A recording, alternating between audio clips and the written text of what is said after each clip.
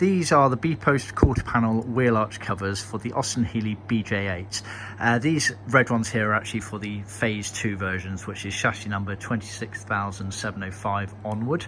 The only difference being this corner here. The phase ones did not have that corner cut out. In fact, by chance, we have one there. So that is the phase 1 version. As you can see, the corner cut out is left in for the phase 1s. They are cut out of hardboard, as you can see here. On our CNC machine, they have all pilot holes drilled out, etc. So there's some for the seat belts, which are relevant for some cars, not all. And then you also have these cutouts here, which was for the rear seat folding shelf element, where the brackets slid in to stop the rear shelf from folding down and wobbling around correctly.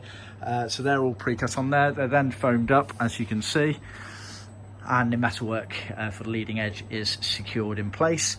The vinyl itself, or ambler as Austin Healey called it originally, is then high frequency welded using our in-house high frequency welding machine. We're one of the only companies in the world that have that. As you can see, it's literally embossed into the vinyl there.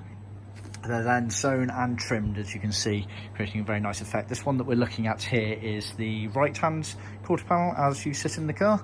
The one underneath is obviously the left hand. So you get a pair of those. We commonly supply them in the vinyl ambler material. We can also supply them in leather if you so prefer. Just bear in mind, if you do order them in leather, then this weld pattern does not exist. That was original for the factory. You can only replicate this high frequency welding on the vinyl versions. See our website for more details.